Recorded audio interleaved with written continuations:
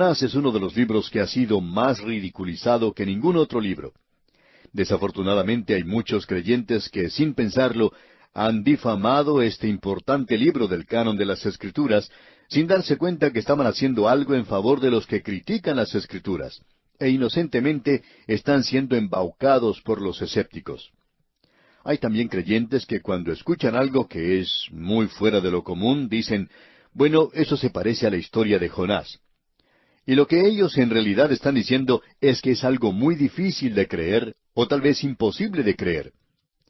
Este libro, por tanto, ha sido atacado probablemente más que cualquier otro libro de la Biblia.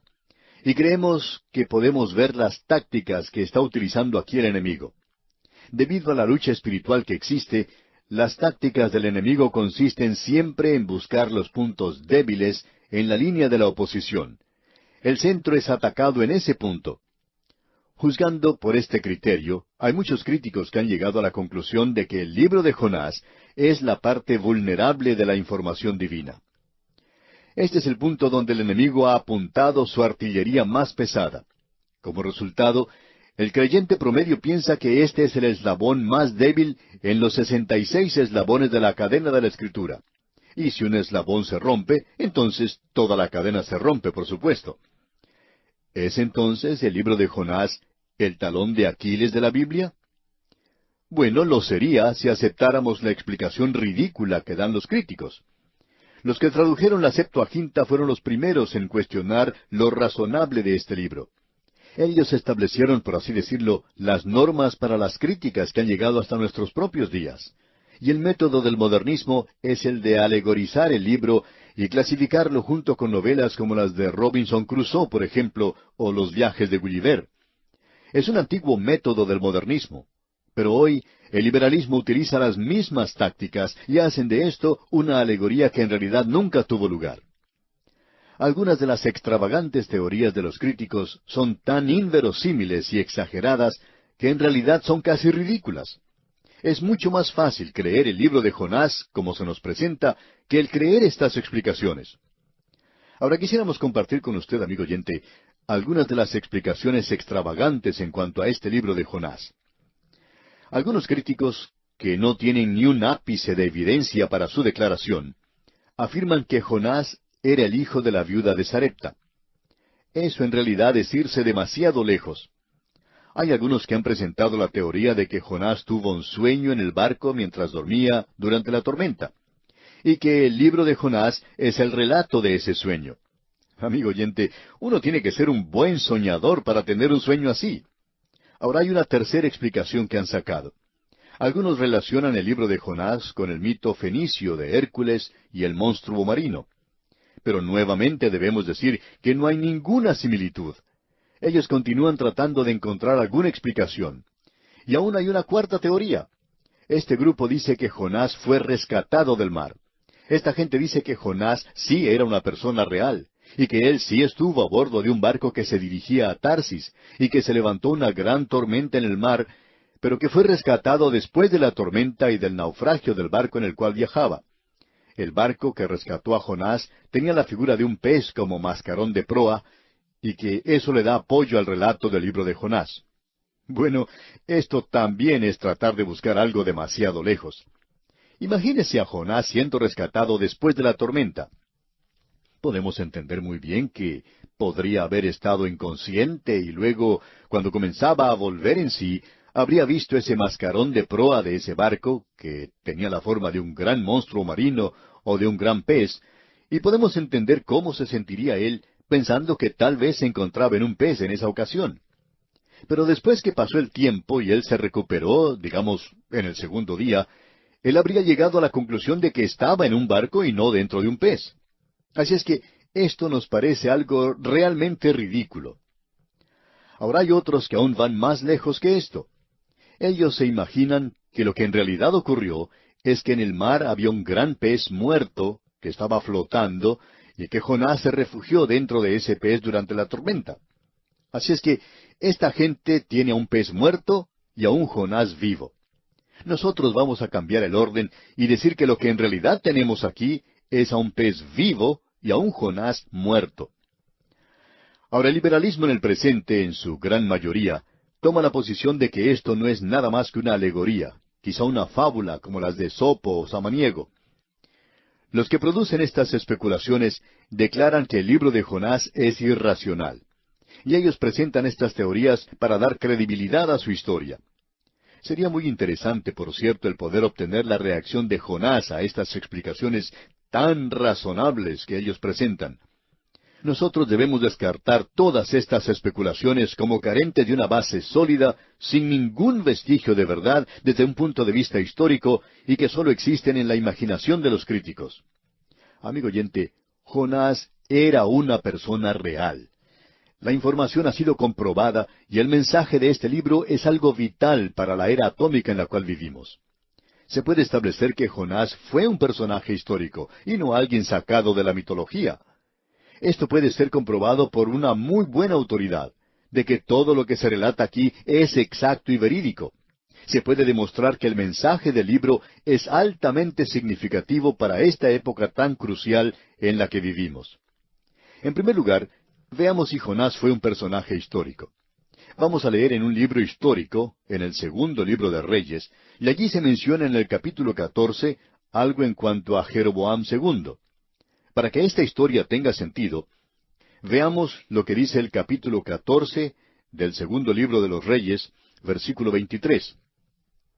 Dice, el año 15 de Amasías, hijo de Joás, rey de Judá, comenzó a reinar Jeroboam, hijo de Joás, sobre Israel en Samaria, y reinó 41 años. Ahora, hasta donde nosotros sabemos, nadie ha puesto en duda que Jeroboam II fue un rey en el reino norteño de Israel y que él reinó por 41 años. Este es un registro histórico. Los versículos 24 y 25 de este mismo capítulo 14 del segundo libro de Reyes continúan diciendo, «E hizo lo malo ante los ojos de Jehová, y no se apartó de todos los pecados de Jeroboam, hijo de Nabat, el que hizo pecar a Israel. Él restauró los límites de Israel desde la entrada de Amat hasta el mar del Arabá, conforme a la palabra de Jehová, Dios de Israel, la cual él había hablado por su siervo Jonás, hijo de Amitai, profeta que fue de Gad-Efer». Ahora, Jonás era un profeta en el reino del norte. Aquí tenemos un registro histórico en cuanto a él.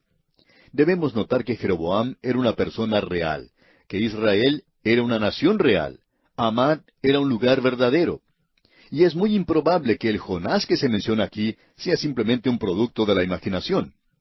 Aquí tenemos un relato histórico y es razonable concluir que Jonás es un personaje histórico. En cierta ocasión, una persona de tendencia liberal dijo que Jonás era nada más que un personaje mitológico. Entonces la persona que le escuchaba, que era un pastor, le sugirió que leyera este pasaje del segundo libro de Reyes, capítulo 14, que acabamos de leer. Este hombre leyó el versículo 25 2 o 3 veces. Posiblemente él ni siquiera se había enterado que había un versículo así en la Biblia. Entonces dijo, bueno, allí se está hablando de otra persona llamada Jonás. El pastor le dijo, bueno, eso es interesante. El libro de Jonás dice que vino a Jonás, hijo de Amitai, palabra de Jehová. Le dijo el pastor que Jonás era un hombre fuera de lo común, por cierto, que no era un hombre como Pérez o González, sino un hombre bastante fuera de lo común. Y sería extraño que hubiera dos profetas con el mismo nombre, pero por supuesto que eso no sería algo imposible. Pero el pastor señaló que aquí decía que este Jonás era hijo de Amitai y que se menciona en el libro de Reyes, así como también en el libro de Jonás. Y sería algo sorprendente en realidad que hubiera una persona llamada Amitai y que llamara a dos de sus hijos por el mismo nombre de Jonás. Uno no sabría de cuál Jonás él está hablando. Y es muy improbable, por cierto, que hubiera dos personas que se llamaran Amitai y que hubieran tenido dos hijos llamados Jonás. Y mucho más improbable aún es que estos dos personajes llamados Jonás fueran profetas en ambos casos. El paralelo que existe aquí, amigo oyente, es demasiado fuerte. Y uno debe llegar a la conclusión de que se está hablando aquí del mismo Jonás. Esto nos recuerda la respuesta que dio Mark Twain a aquellos que decían que Shakespeare no había escrito a Shakespeare. La respuesta que él dio es que estaba de acuerdo que Shakespeare no escribió Shakespeare, sino que esto fue escrito por una persona del mismo nombre. Ahora, lo que tenemos aquí no es a otro hombre, porque él tiene el mismo nombre y es el mismo hombre. Es la misma persona con el mismo nombre. Así es que será completamente ridículo el tratar de presentar a un segundo hombre que tiene todos estos requerimientos. De modo que el período de tiempo entra muy bien con el período de tiempo en el cual Jonás aparentemente tuvo esta experiencia que tenemos ante nosotros. Así es que tenemos la información en cuanto a Jonás, el hijo de Amitai. Él es, por tanto, un personaje histórico. Y lo que hace de todo esto algo bastante interesante es lo siguiente. Nosotros acabamos de estudiar el libro de Abdías. Hasta donde sabemos nosotros, no hay ningún ser humano que haya criticado o puesto en duda la existencia de un hombre llamado Abdías, quien escribió el libro de Abdías. Sin embargo, no existe ninguna información histórica, ya sea en el Antiguo o en el Nuevo Testamento en cuanto a Abdías. Y estas personas le aceptan sin ninguna dificultad. Pero en el momento en que entramos al libro de Jonás, esta gente ya quiere rechazarle. ¿Por qué? Porque ellos quieren librarse de un milagro que se cita aquí, y tratan de ir a cualquier extremo para poder sacarse ese milagro de encima. Y nosotros tenemos un informe histórico en el Antiguo Testamento del libro de Jonás. ¿Y qué podemos decir en cuanto al Nuevo Testamento? Quisiéramos que usted, amigo oyente, observe la autoridad más grande que haya existido. La autoridad más grande, según nuestra opinión, no es ningún otro, sino el mismo Señor Jesucristo. Él ha autenticado y le da autenticidad al carácter, al personaje histórico de Jonás y a la experiencia con el pez. Vamos a leer en primer lugar lo que nos dice allá el Evangelio según San Lucas, capítulo 11, versículo 30. Escuche usted. Porque así como Jonás fue señal a los ninivitas, también lo será el Hijo del Hombre a esta generación.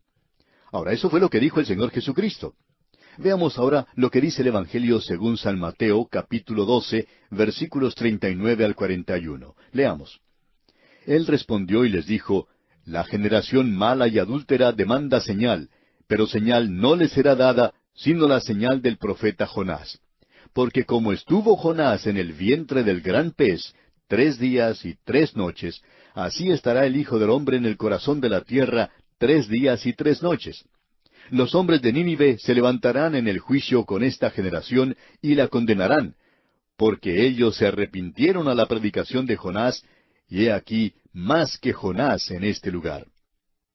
En el momento en que usted, amigo oyente, pone en duda la información histórica en cuanto al libro de Jonás, entonces usted pone en duda la credibilidad, la verosimilitud del mismo Señor Jesucristo. Es muy extraño oír decir a muchas personas, y hemos escuchado a muchos liberales que dicen, el Señor Jesucristo fue el mejor maestro que haya existido. Pues bien, una de las señales de un gran maestro es que lo que él enseña debe ser cierto y es la verdad. Si él miente o engaña en cuanto a ciertas cosas, entonces no es un gran maestro. Y luego, esta misma gente se vuelve y dice que ponen en duda el informe histórico del libro de Jonás. Sin embargo, Jesucristo es un gran maestro. Amigo oyente, si Jesucristo es un gran maestro, entonces la autenticidad del libro de Jonás tiene que mantenerse firme. Pero si usted quiere decir que él no era un gran maestro, entonces usted quiere rechazar su enseñanza. Y podemos entonces comprender por qué quiere rechazar el libro de Jonás. Pero no podemos ver cómo usted puede aceptar al Señor Jesucristo y luego rechazar la información que menciona el libro de Jonás, porque Él es quien hizo de esto un asunto de la historia. Él le dio autoridad a esto, y creemos que lo hizo muy a propósito.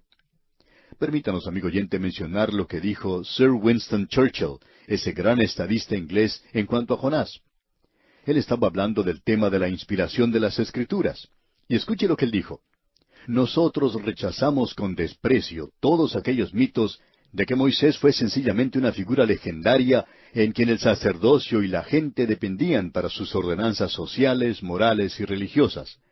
Creemos que la observación científica, que la concepción más al día y racional, encontrará su más completa satisfacción tomando la historia bíblica literalmente e identificando a uno de los seres humanos más grandes con el salto hacia adelante más destacado de la historia humana. Permanecemos indiferentes por los volúmenes del profesor Gradgrind y el Dr. Dryasdust. podemos estar seguros que esas cosas han sucedido tal cual están escritas según la Santa Palabra. Hasta aquí el testimonio de Winston Churchill. Amigo oyente, nos agrada muchísimo esto. Y cada vez que escuchamos mencionar a Winston Churchill, recordamos este gran testimonio que él ha dado en favor de la palabra de Dios.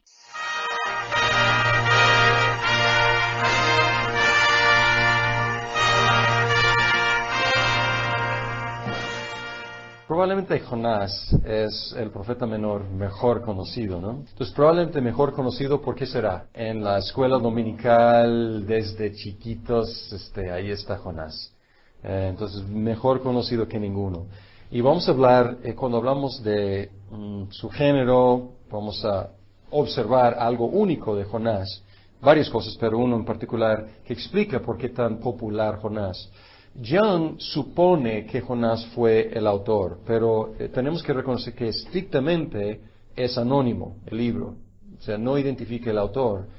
Sin duda, el personaje principal es Jonás, pero ¿quién lo escribió? Pues, la verdad, no sabemos. Podría haber sido Jonás, pero otro podría haber escrito el libro de Jonás. No sabemos.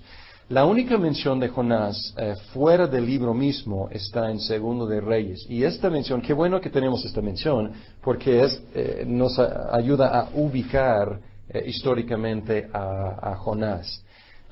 Y él está en el reino de Jeroboam II. Y tenemos las fechas de Jeroboam II. Tuvo un reino largo, pero esto nos ayuda a identificar bien el contexto histórico, porque Jeroboam II, él estaba en 786, 746, y esto fue durante la amenaza de Asiria.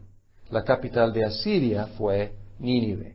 Entonces esto nos ayuda a ubicar bien el contexto. Entonces Asiria estaba amenazando la existencia del reino del norte, Israel, y así en esa época Jonás vivió. Si Jonás fue el autor, obviamente la fecha de composición del libro tenía que caber dentro de este periodo más o menos. Si fue un autor posterior que sabía la historia de Jonás, o sea, podría haberse escrito después. Pero esta información no tenemos. Dice que fue hijo de Amitai de Gat Hefer, un pueblo al noreste de Nazaret. Entonces, pero más acerca de Jonás realmente no sabemos. Hablando del género, y aquí tenemos el problema o el reto más grande de Jonás, en un sentido. La postura es identificar cuál es el género. La postura tradicional es que es una historia literal de eventos que sí sucedieron así tal cual. Un argumento que Young y muchos otros conservadores usan es que Jesús citó este ejemplo y lo citó como un ejemplo histórico, diciendo cómo Jonás estaba en el vientre del pez, así será con el Hijo del Hombre. Entonces lo cita como algo histórico. Entonces es un argumento fuerte a favor de leerlo como historia. Luego la postura crítica se burla del relato como algo ridículo, imposible, y sobre todo por la estancia de Jonás en el pez durante 3 días. Hay otros aspectos que también dicen que son imposibles, pero no son tan fuertes. Por ejemplo, hablan de Nínive como una ciudad tan grande, una ciudad de viaje de 3 días, algo así.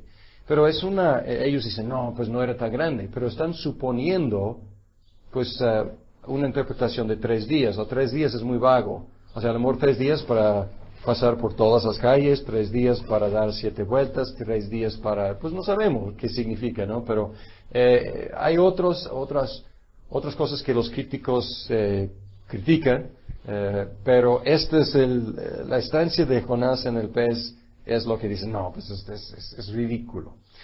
Algunos conservadores más, pues recientemente, han propuesto otra opción. Es la idea de que es una parábola. parábola. Ahora cito aquí Dillard y Longman no porque ellos adopten esta postura, sino porque ellos explican esta postura en esta página. Y aquí lo que hacen es que se basan en las imprecisiones y los artificios literarios, más que la supuesta imposibilidad de la historia del pez. Aunque esto siempre está ahí, o sea, podría haber pasado, es la pregunta, que alguien sobreviviera en el vientre del pez 3 días. Esta postura es interesante, pero están diciendo, por ejemplo, ¿por qué dijo el rey de Nínive? En lugar de decir el nombre, cosas así. O sea, imprecisiones que podrían dar la idea de que está hablando en una parábola. Porque en parábolas muchas veces Jesús mismo hablaba del rey de una ciudad, ¿no? O hablaba de un hombre que bajaba de tal lado a otro lado. Entonces, como parece que tiene elementos que cabrían dentro del género de una parábola. Imprecisiones. ¿Por qué no dar nombres? Solamente Jonás. Y cosas así. Y también artificios literarios, o podríamos decir técnicas literarias que vamos a analizar que son muy, muy interesantes. Como da la idea de que como más una obra de arte que una historia. Como comparación, Dillard y Longman dijeron que un predicador hoy en día podría referirse al buen samaritano como si fuera una persona histórica. Yo podría predicar y decir, amigos, hermanos, imiten al buen samaritano.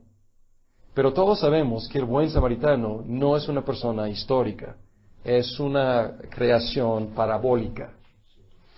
Un problema con esta interpretación parabólica de Jonás es que Jonás fue una persona histórica. Jonás fue hijo de Amitai.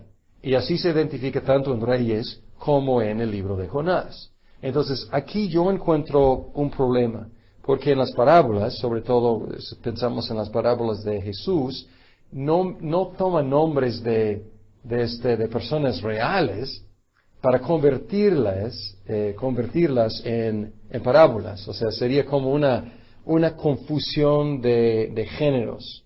Y por lo tanto, pues yo siempre lo he leído como algo histórico. Interesante la otra idea, pero yo tengo problema con este uso de una persona real en una parábola. Parece que es una mezcla de géneros. Dillard y Longman no decidieron entre las posturas, entonces yo no sé qué hayan creído ellos. Entonces no me acuerdo, a lo mejor debo regresar a mis apuntes, pero no me acuerdo que ellos hayan dicho algo en concreto sobre eso. Sin embargo, insisten en que este asunto no afecta en nada la interpretación. Y estoy de acuerdo con eso. O sea, el libro puede interpretarse y el mensaje es exactamente el mismo con cualquier de los géneros. Otra cosa que observar acerca del género de Jonás es que es el único profeta de todos los 16 que es un relato de sucesos más que de profecías. En un sentido no es un libro profético, es un libro acerca de un profeta. Y por eso se conoce mejor que los otros profetas. Es accesible. ¿Por qué? Es un relato.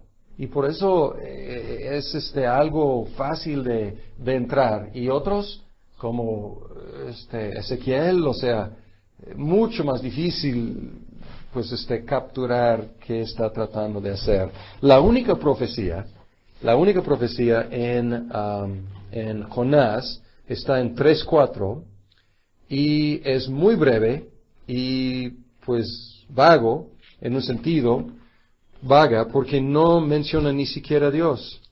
O sea, entonces no es precisamente una profecía acerca de Dios, simplemente dice, Jonás se fue internando en la ciudad y la recorrió todo un día mientras proclamaba, dentro de 40 días Nínive será destruida. Es la única profecía en todo el libro. Y pues muy general, no general, pero muy poco teológico, digamos. O sea, es simplemente, esta ciudad, adiós. 40 días, ya no existe. Y aquí no es una profecía dirigida al lector, es una profecía dirigida a una otra audiencia. Es más bien el relato de una profecía, predicada a otro pueblo. Y esto es diferente, genéricamente, porque en los otros profetas, las profecías están dirigidas ¿a quiénes? Pues al lector del libro. Entonces aquí es algo diferente. Bien. En la estructura, Jonás se divide naturalmente en dos partes. 1 y 2 y 3 y 4. Y aquí tenemos una repetición casi palabra por palabra al principio de 1 y al principio de 3. Y esto como marca las dos divisiones. Déjenme leerles. Dice, la palabra del Señor vino a Jonás, hijo de Amitai. Anda, ve a la gran ciudad de Nínive y proclama contra ella su maldad, que su maldad ha llegado hasta mi presencia. Y luego 3. La palabra del Señor vino por segunda vez a Jonás. Anda, ve a la gran ciudad de Nínive y proclámale el mensaje que te voy a dar. Entonces, hay dos comienzos y aquí marca la división.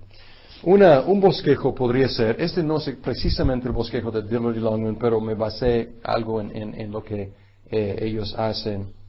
Aunque, es muy fácil. El libro es muy fácil de analizar. Primer llamamiento, 1 y 2. Segundo llamamiento, 3 y 4.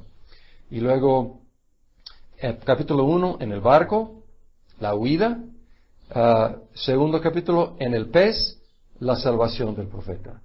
Luego, segundo llamamiento, en Nínive, la salvación de Nínive. Y luego, capítulo 4, al este de Nínive, el debate sobre la salvación. Es muy fácil de capturar su estructura. Se me ocurrió que podría verse como un quiasmo. ¿Se acuerdan del quiasmo? La palabra qui es como una X. Entonces, quiasmo es una estructura que cruza. Y normalmente es como A, B, C, y luego C, prima, o primo se dice, C primo, B primo y A primo. Entonces es así. Y aquí sería muy sencillo, pero aquí se puede ver la idea de un cruce así. Entonces, el retiro de Jonás de Nínive, primer capítulo, la salvación de Jonás. Luego la salvación de Nínive, y luego otra vez que hace Jonás, se retira. Entonces podría verse así, retiro, salvación, salvación, retiro. Entonces podría verse así.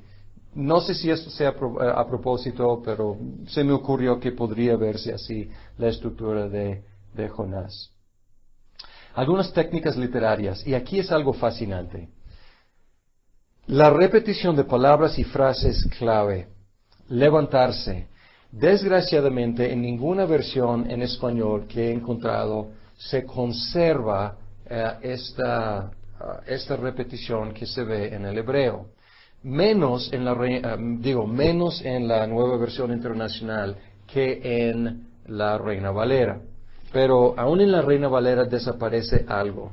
Hay este verbo levantarse. En el versículo 1 dice, la palabra del Señor vino a Jonás, hijo de Amitai. Anda, ve a la gran ciudad de Nínive. ¿Qué dice en Reina Valera? Levántate y ve a la gran ciudad. Y luego versículo 1:2 y 1:3. Dice, en 2, levántate, y en 3, Jonás se levantó. Perfecto. Todo va muy bien, ¿no? Jonás se levantó. Entonces te parece que está haciendo exactamente lo que Dios le dijo. Luego versículo 6 dice, ¿cómo puedes estar dormido? Levántate. Entonces está en el barco y está dormido. Y van a morir aparentemente todos y él dice, levántate. Entonces un poco irónico aquí, Dios le dice, levántate.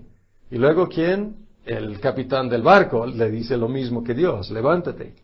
Y luego en 3:2 otra vez dice, levántate, ve a la gran ciudad de Nínive, aquí es la repetición.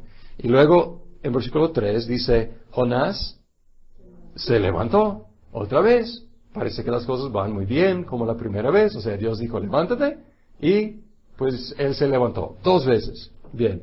Y luego, en 3:6, dice, cuando el rey de Nínive se enteró del mensaje, se levantó de su trono y luego se quitó su manto real, hizo duelo y se cubrió de ceniza. Entonces aquí la última vez se levanta, ahora esta vez no el profeta sino el rey, en respuesta a la palabra de Dios. Ahora, bajar, pues hay dirección aquí en Jonás, o sea, estás subiendo o estás bajando en Jonás, entonces es un libro direccional.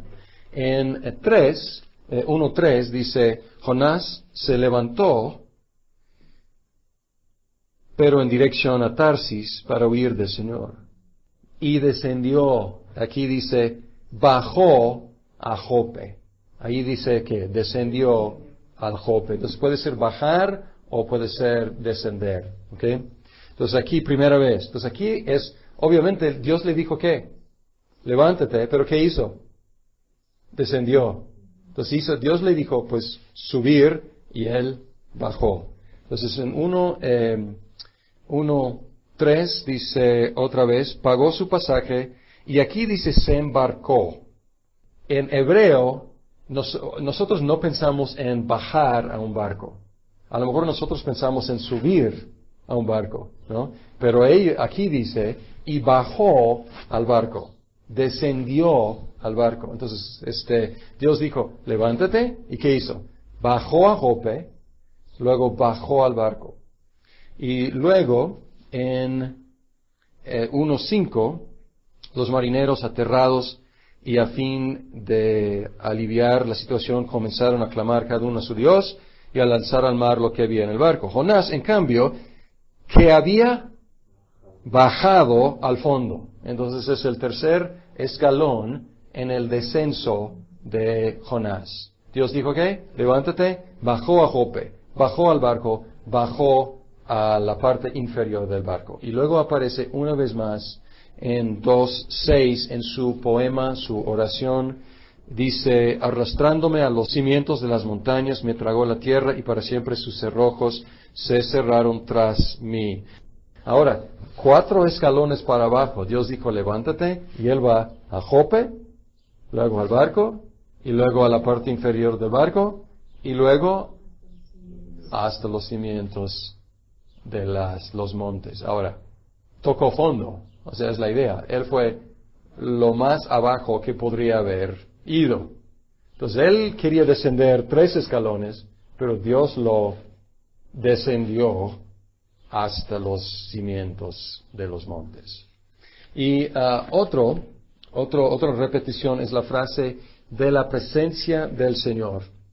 En 1:3 dice, para huir del Señor, literalmente es de la presencia del Señor, y luego al final dice, huyendo así del Señor, de la presencia del Señor.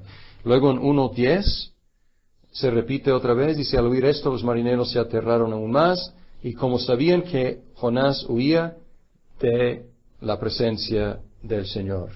Y luego en 2:4 dice, y pensé, he sido expulsados de tu presencia. Creo que literalmente es de delante de tus ojos, de la presencia de tus ojos.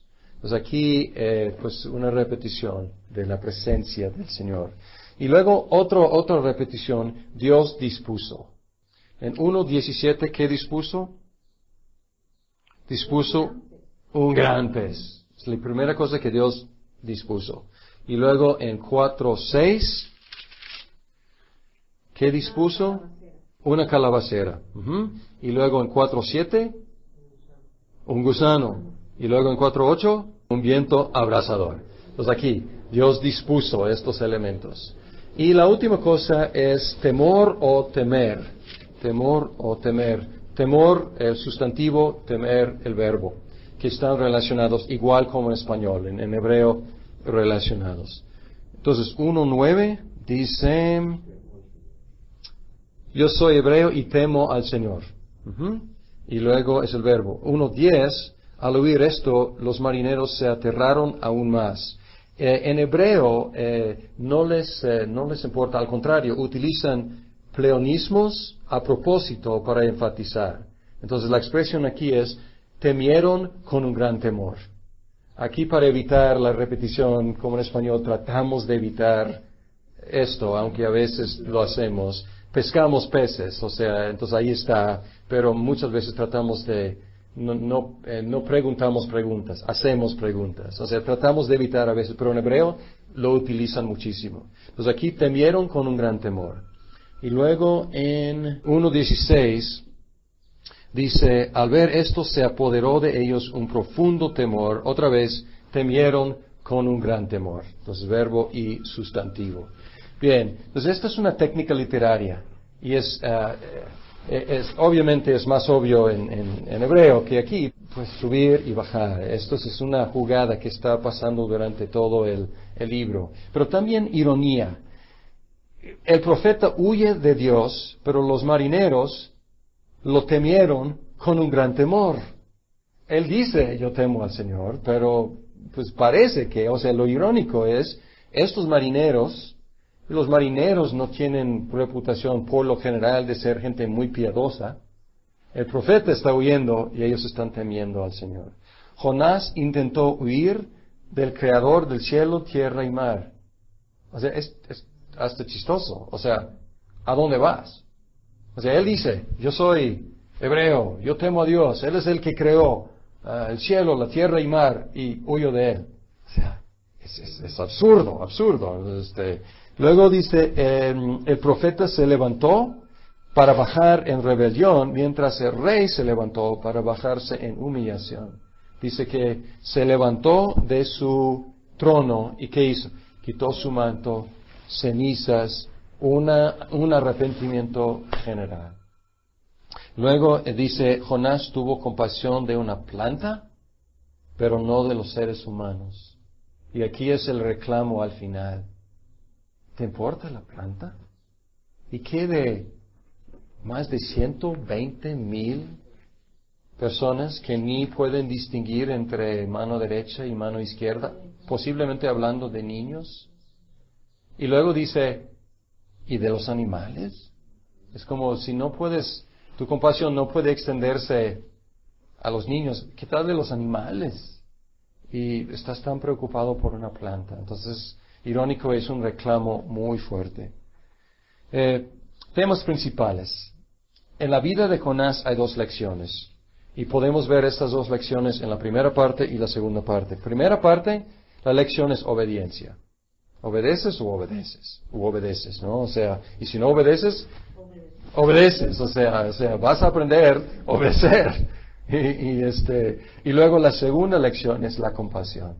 Ya aprendió la obediencia, ahora tiene que aprender la compasión. Y son lecciones que tenemos que aprender también. O sea, esto es vigente siempre. Tenemos que aprender a obedecer y tenemos que aprender a tener compasión. Y pues Dios es el Señor del cielo, tierra y mar, y de todas las naciones. Es un tema todos los profetas, básicamente, ¿no? La presuposición o el anuncio explícito es que Dios es el Señor de todas las naciones. Aquí sobre peces, sobre plantas, sobre gusanos, sobre mares, sobre reyes, sobre profetas, sobre naciones, sobre imperios, sobre ciudades, sobre animales, sobre todo. El libro de Jonás también desarrolla un tema que aparece en el Antiguo Testamento, pero está como ahí durmiendo. No es prominente, y es la compasión de Dios por los que están fuera del pacto. Y aquí es obvio, pero es como un flashazo de este tema. Está ahí en pistas a través del Antiguo Testamento, pero aquí es como, ahora, no se olviden, Dios tiene planes positivos para todas las naciones. Y como historia o como parábola, Jonás sirve como el israelita representativo, y sus actitudes reflejan las de los israelitas hacia los extranjeros. Y como sea, o sea, él es el único israelita que aparece en todo este libro. No hay otro. Es él, marineros paganos, ninivitas, y pues es el único. Entonces él representa al israelita. Entonces este mensaje es para los israelitas. Es A ver, revisen, piensen lo que piensan acerca de las naciones, acerca de Nínive, acerca de los asirios, acerca de otros pueblos. Y aquí, ¿quiénes se portan bien?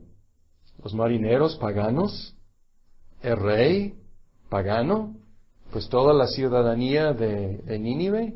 Entonces está como una reprensión, esta cosa irónica es una reprensión para los israelitas con su orgullo, con su desprecio, con su hasta odio hasta las otras naciones. El mensaje está dirigido en un sentido a los ninivitas, pero el mensaje mayor está dirigido a los israelitas, para que ellos reflexionen. Jonás y el Nuevo Testamento. El Nuevo Testamento es la realización del tema principal de Jonás, la preocupación de Dios por las naciones. También en su descenso y ascenso, Jonás fue un tipo de Jesucristo en la muerte y la resurrección. Entonces, Jesús hizo esta cosa. Entonces, es tipología muy segura porque Jesús apuntó a Jonás como tipo de él. Además, el arrepentimiento de los ninivitas es una reprensión a los que no se arrepienten al oír a alguien más grande que Jonás. En Lucas 11:32, él dice, los ninivitas se arrepintieron al oír a Jonás, y he aquí alguien mayor que Jonás. Entonces, es una reprensión a los que se arrepintieron, o más bien a los que no se arrepintieron al escuchar al mayor que Jonás. Y también el libro de Jonás anticipa al estándar altísimo de Jesús de amar a los enemigos. Y en Jonás, acuérdense, estos son los ninivitas, estos son los asirios que estaban amenazando la existencia de Israel. Y por eso podemos entender la antipatía de Jonás hacia este pueblo, porque eran los enemigos que querían destruirlos, y a fin de cuentas, ¿qué pasó?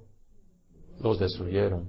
Entonces, no fue teórico, es lo que pasó unos, ¿qué será?, 20 años después del término del reino de Jeroboam II. Pero en Romanos 8:7 dice que éramos enemigos de Dios, y dice que Cristo dio su vida por los enemigos, por los pecadores. Y luego en Mateo 5 dice, ustedes han oído decir, amen a su prójimo. Y luego los judíos agregaron, no dice el Antiguo Testamento, pero agregaron, y odien a sus enemigos. Pero Jesús dice, no, yo les digo, amen a sus enemigos. Y es radical, pero no es precisamente nuevo. Esto es una pista del Antiguo Testamento de este estándar tan alto, altísimo, tan cristiano, tan de Cristo que encontramos en el Nuevo Testamento.